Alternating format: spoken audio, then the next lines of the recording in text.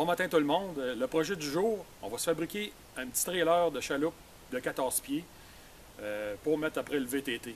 C'est sûr que c'est juste pour se promener dans les alentours ici. J'ai pas beaucoup de millage à faire avec. C'est que la solidité, la stabilité, puis le profil, il va être différent que si je ferais de l'autoroute avec. Fait que c'est juste pour mettre en arrière du VTT. Qu'est-ce qu'on veut utiliser? On va utiliser encore une fois de la scrap métal. On va utiliser un vieux trailer que je ne me sers plus parce qu'à toutes les fois qu'on l'utilise, il casse. Fait que, on va prendre des morceaux de ça, de la scrap métal, on va se bâtir quelque chose pour aller mettre notre chaloupe à l'eau pour faire une bonne saison de trempage. À tout de suite. La façon dont je veux le bâtir, comme j'ai pas de plan précis en partant, j'ai une bonne idée, là, je vais le faire probablement en 2 ou en 3 morceaux. Probablement en 3 morceaux parce que je veux que quand je ne l'utiliserai pas, je vais être capable de le mettre dans le shed en arrière, debout à côté sur le mur, sans qu'il prenne d'espace. Comme ça, c'est beaucoup moins long à storer, puis ça prend moins d'espace, c'est sûr, puis c'est plus pratique. On va voir toutes les étapes, là, je les ai pas mal dans ma tête, fait qu'on va commencer avec le projet tout de suite, on voit comment. Et maintenant, on est rendu à la deuxième étape, c'est de faire la main qui va attacher après le VTT.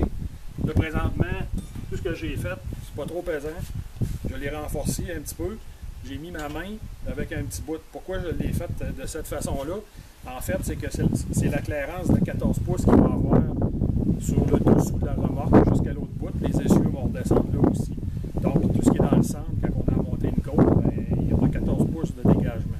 Normalement, il suggère 12 pouces. Je me donne un petit jeu parce que c'est un petit peu rough l'endroit où on va mettre à l'eau. Où est-ce que j'ai eu.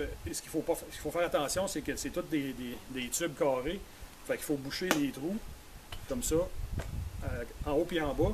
Puis la prochaine étape qui va rester à faire, c'est de faire le côté qui va s'attacher entre le module 2 et 3. Comment on va faire pour ça? Tout ce qu'on a à prendre, c'est 2 barres comme ça que moi j'ai décidé de prendre. C'est sûr que la hauteur est un petit peu trop haute. Ce qu'il va avoir comme effet, c'est qu'il va y avoir trop de jeu dedans. Fait que ce que je vais faire, je vais couper pas un quart de pouce, mais 1,8 ici, puis 1,8 de l'autre côté. Là, il y aura pratiquement presque pas de jeu. Il ne faut pas que ça soit trop serré non plus.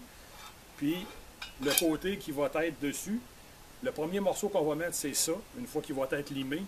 Lui, on va pouvoir le souder à même le tuyau qui est là, sur le premier morceau. Le deuxième, lui, il va slider à l'intérieur. C'est sûr qu'il va être de ce côté-là. Il va venir rentrer à l'intérieur à moitié, parce que le premier morceau va être soudé dans la première section. La deuxième section va venir rentrer celui-là dedans. Il va avoir un trou bord en bord, ce qui va faire qu'on va pouvoir rentrer une pine dessus puis le barrer. C'est sûr qu'il va y avoir un petit lousse, mais c'est le prix à payer si on va avoir un petit trailer modulaire. Il n'est pas pesant, puis avec le poids de la chaloupe, je pense que on n'entendra pas de gling-gling sur le petit trajet qu'on va faire. Ça fait que je vais finir ce morceau-là, je vais l'assembler, et quand on va être rendu au deuxième morceau, je reviens là-dessus. La deuxième étape est complétée, la troisième, je devrais dire, parce que le centre est complété, puis le morceau qui va aller à l'essieu en arrière aussi est complété. Qu'est-ce que j'ai décidé de faire? Les 2 réceptacles qu'on avait ici, je les ai soudés sur la barre du milieu. Ça fait que c'est le devant puis le derrière qui va venir se jointer, s'emboîter dans le morceau du centre. Là, pour l'instant, j'ai mis juste une botte là, qui passe bord en bord. Mais incessamment, je vais mettre une espèce de tige comme ça, avec une goupille là, qui va barrer le dessous, pour pas que ça se démanche en route avec la vibration. Là, présentement, c'est sûr que si on la regarde de côté comme ça, il y a tendance à faire une petite wave comme ça. C'est normal, parce que le lousse, il se prend comme ça. Mais une fois que la chaloupe va être dessus, il va être installé sur le VTT, avec l'essieu en arrière. Là, il va se mettre pas mal au niveau. Ce qui va rester à faire là, pour mon dernier bout d'aujourd'hui, je pense bien, ça va être de faire l'essieu en arrière, mettre les roues dessus, puis en dernier lieu, ça va être les côtés pour faire reposer la chaloupe dessus, qui a 36 pouces de large, donc les côtés devront avoir 38, avec des petits côtés juste pour que la vibration, là, ça ne va pas débarquer. Fait que je vous reviens avec la prochaine partie. On est rendu à l'étape pour faire l'essieu en arrière. J'ai démanché du vieux trailer l'essieu qui s'y trouvait dessus. La première chose à faire, c'est regarder, lui, là, ça va prendre un stoppeur pour bloquer la roue. Tout ce que j'ai fait, c'est un emporte-pièce de métal. J'ai fait juste dans une petite plaque de métal un trou pour que en gardant l'anomètre à l'extérieur. Quand le trou va arriver aligné, ben, tout ce qu'on a à faire, c'est mettre la cotter pin dedans pour avoir notre bonne largeur.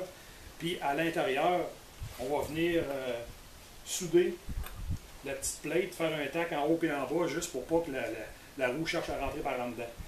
Fait que, il va me rester ça à faire. Puis après ça, les deux côtés, pareil.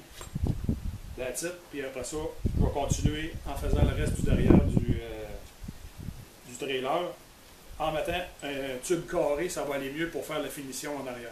Je reviens là-dessus.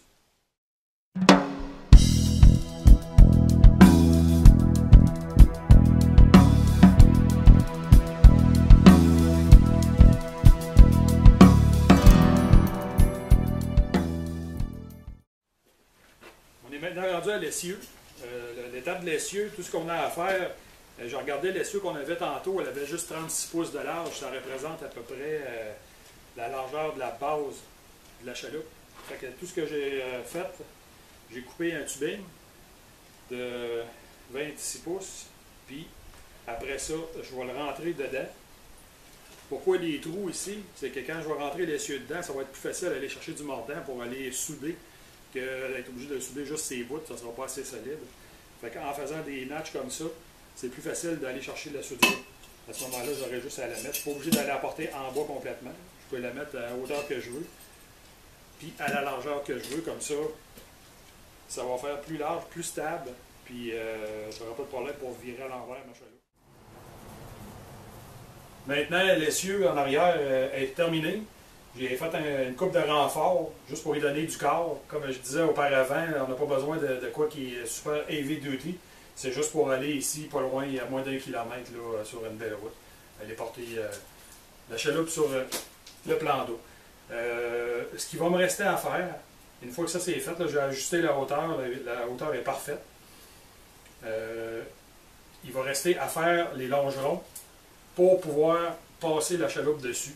Tu sais, la lever, la pousser dessus à grandeur, puis faire en sorte qu'elle soit juste de bonne largeur, qu'il soit 38 pouces, comme je disais un petit peu plus tôt.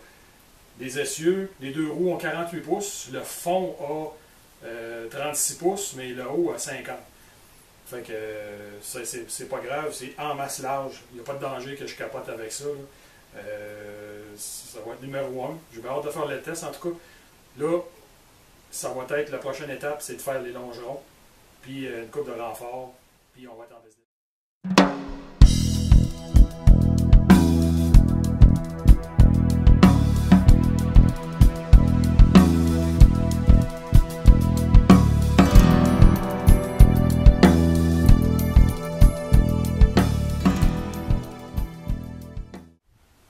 On a presque terminé, il reste la peinture. En fait, ce que j'ai fait là, dans les dernières étapes, j'ai fait vraiment le devant, le derrière. J'ai mesuré là, la longueur là, où est-ce qu'il allait reposer le plus solidement possible. La chose qu'il fallait retenir plutôt, qu'il ne fallait pas oublier, il y a 3 nervures dans le centre de la chaloupe en dessous pour couper la vague, l'eau. J'aurais pas pu mettre juste des travers pour faire glisser la chaloupe dessus, parce que c'est juste la portion du centre qui a raccroché dessus, le petit V qu'il y a. Fait que j'ai été obligé de faire des carrés ici avec un trou au centre comme ça. Puis ça en va à côté jusqu'à l'autre bout parfaitement. Je viens juste de l'essayer, il n'y a pas de problème avec ça. J'ai fait des renforts en arrière pour pas que c'est là qu'il va manger le coup plus pesant, parce que le gros poids est en arrière. Ensuite de ça, j'ai fait des œillets pour l'attacher. Il va arriver peut-être 6 pouces en arrière de ça. Il va s'attacher vers l'intérieur. Puis en avant, même chose. J'ai fait un stopper. Le stopper avec un œillet pour l'attacher. La poignée vient juste en haut ici, vient à côté dessus. Je vais mettre du téflon à grandeur sur toutes les places qui va glisser. Puis il va pouvoir s'attacher au centre là aussi. Donc le téflon va venir carrément sur le dessus là, sur le devant, pour pas que la chaloupe brise, sur les surfaces plates ici, ainsi que sur le derrière ici, puis les côtés. C'est du téflon que je vais mettre, que je vais visser dessus, que je vais coller.